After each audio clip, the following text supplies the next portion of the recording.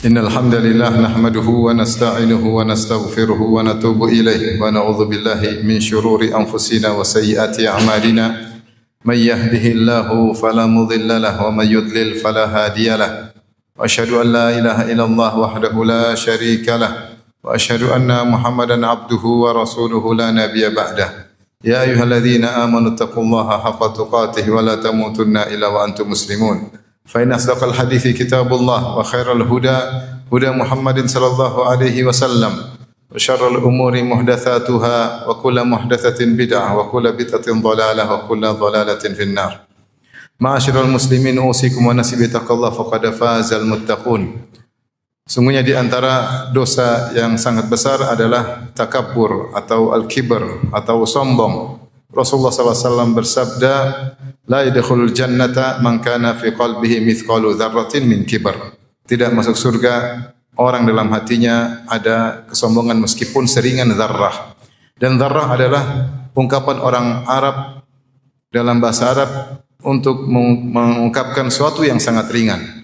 Oleh karenanya ada yang menafsirkan zarrah adalah sebutir debu, ada yang mengatakan sebutir pasir, ada yang mengatakan semut yang sangat kecil, ada yang mengatakan kepala semut yang menunjukkan ukuran yang sangat ringan. Di sini adalah peringatan keras dari Nabi SAW bahwasanya kesombongan meskipun sangat sedikit bisa menghalangi seorang dari masuk surga. Hal ini karena yang berhak sombong, yang berhak merasa besar, yang berhak dibesarkan, diagungkan hanyalah Allah Subhanahu wa taala. Manusia hanya lemah, dia tidak memiliki apa-apa. Kata Allah dalam hadis qudsi, al-azamatu izari wal kibriya'u ridai faman naza'ani fi wahidin minhuma qadhaftuhu finnar. Sungguhnya keagungan adalah sarungku dan kebesaran atau kesombongan adalah selendangku. Siapa yang mencoba mengusikku pada salah satu di antara keduanya, ikut-ikutan sombong, ikut-ikutan merasa agung, aku lemparkan dia dalam neraka Jahannam. Oleh karenanya neraka Jahannam adalah fabi'sa mathwal mutakabbirin, seburuk-buruk tempat bagi orang-orang yang sombong. Tidaklah iblis membantah Allah, tidak mau sujud kepada Adam kecuali aba wastakbara, dia enggan dan dia sombong. Dia mengatakan ana khairun minhu, aku lebih baik daripada Adam. Ma'asyiral muslimin, karena sombong adalah perkara yang berbahaya, maka kita harus mengenal sebab-sebab kesombongan. Di antara yang menjadikan orang sombong yaitu ghamtun nas, merendahkan orang lain, meremehkan orang lain.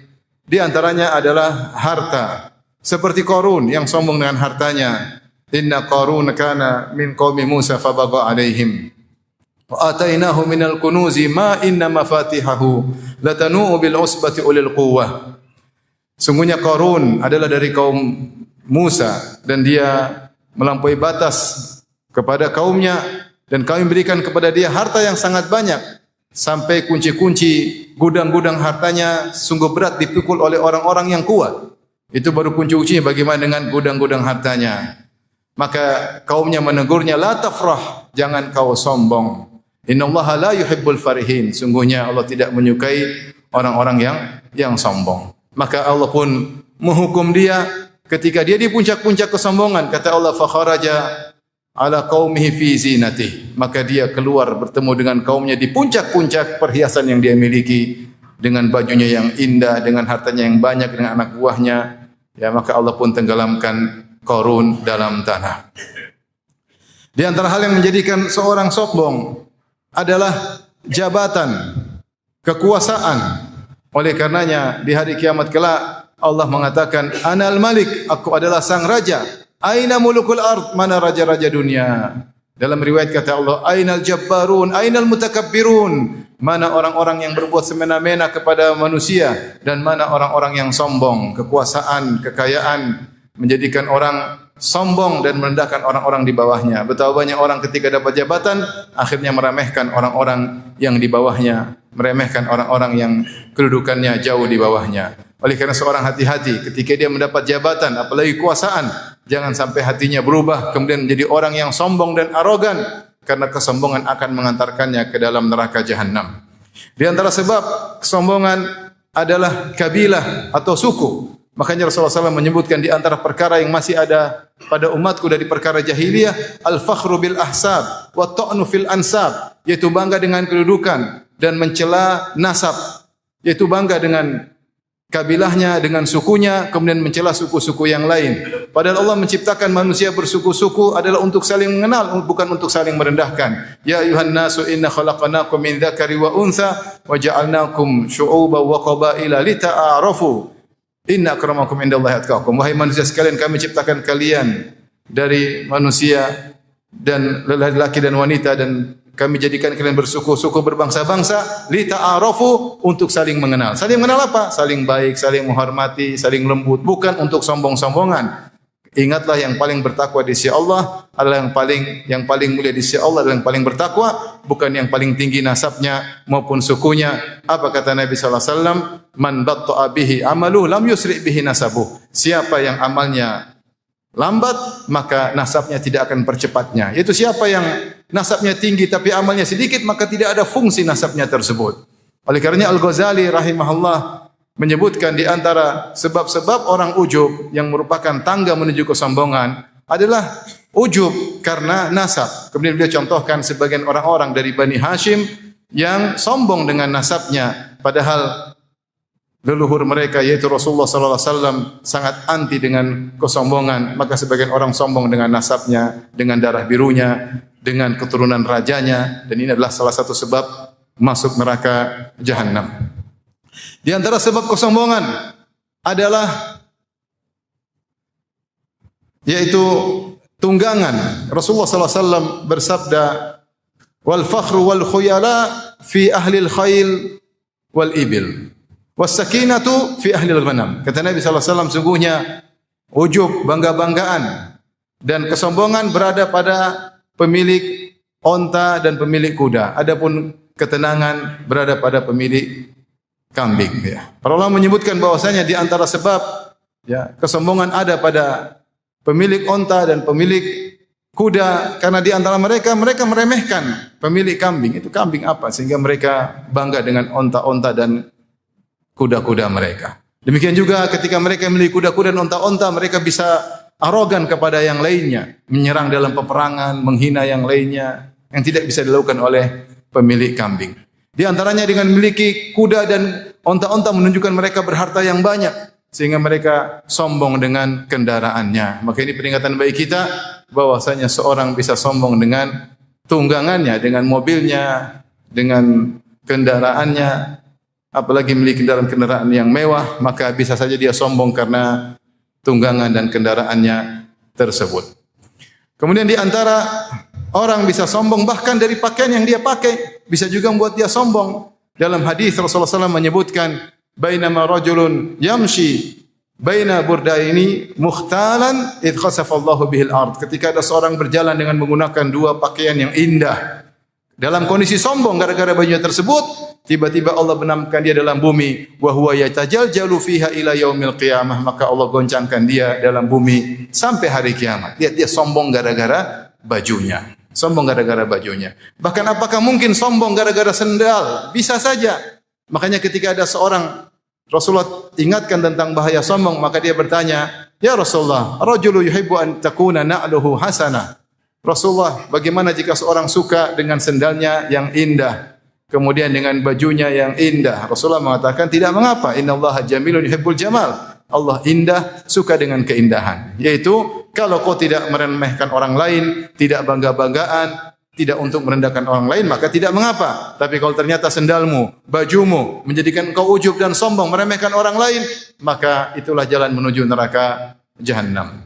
Dan di antara kesombongan atau sebab kesombongan yang disebut oleh para ulama, di antaranya Az-Zahabi rahimahullahu taala, adalah sombong karena ilmu. Dan dia berkata, wa hadza asyarrul kibr, dan inilah sombong yang paling buruk. Kenapa? Karena ilmu dimiliki seorang harusnya membuat dia merendah. Sebagaimana pepatah mengatakan bahwasanya padi semakin berih semakin merunduk. Tetapi justru ilmu yang dimiliki membuat dia semakin angkuh, semakin sombong, semakin merendahkan orang lain, membodoh-bodohin orang lain.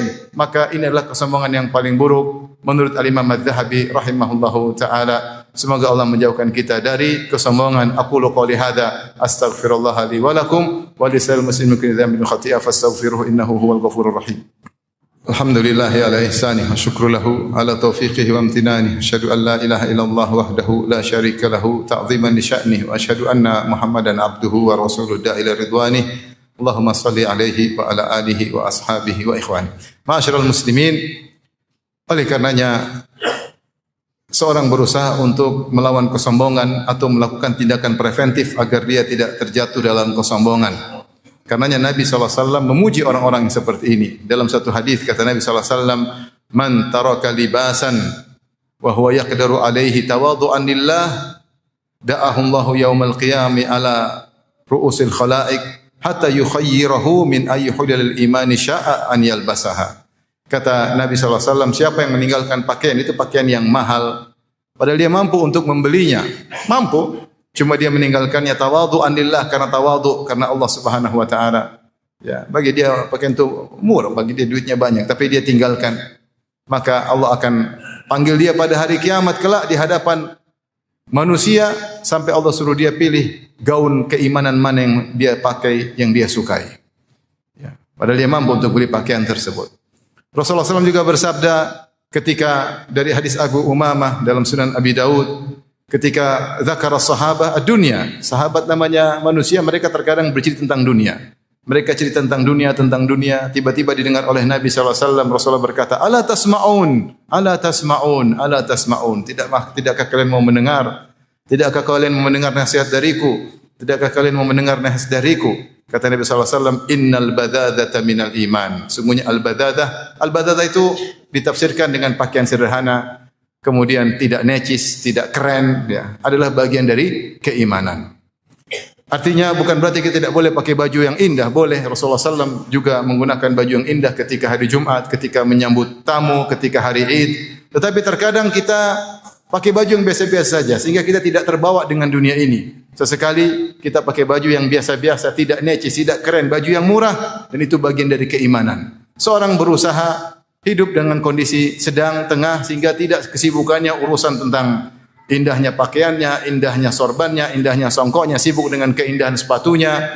Kehidupannya demikian tidak. Sesekali dia punya baju indah, dia punya baju biasa, agar imannya tetap terjaga. Maka Rasulullah SAW mengatakan, "Al-badadatu minal iman." Sungguhnya kesederhanaan, ya, rasatul hay'ah, yaitu kondisi yang tidak keren, tidak necis, adalah bagian dari iman. Bahkan terkadang Nabi SAW terkadang berjalan tanpa pakai sendal, sehingga kita melawan kesombongan, potensi sombong yang mungkin bisa timbul dalam diri kita. Meskipun kita punya uang banyak, tidak harus kita selalu naik pesawat dengan, misalnya dengan bisnis kelas, sesekali dengan ekonomi kelas. Tidak selalu kita harus pakai kendaraan yang mewah, terkadang kita pakai kendaraan yang biasa dalam rangka tindakan preventif, karena kesombongan bisa masuk dalam hati kapan saja, lewat harta kita, lewat tunggangan kita, lewat kendaraan kita, lewat tas kita, lewat pakaian kita, lewat jabatan kita. Kemudian kita terjerumus dalam satu dosa yang sangat besar yang bisa menghalangi seorang dari masuk surga. Toh kalau seorang pakai pakaian yang terlalu indah, apalagi barang-barang branded yang terlalu mahal, biasanya bawaannya hanyalah untuk sombong dan angkuh, bukan fungsional barang-barang tersebut, tapi untuk pamer agar diakui, dan akhirnya disitulah masuk kesombongan dengan mudah ketika dia memiliki barang-barang branded. Tujuannya bukan karena fungsi barang tersebut, tapi karena untuk bangga-banggaan. Dan semoga Allah Subhanahu wa taala menjaga kita di atas tawadhu dan menjauhkan kita dari sifat kesombongan.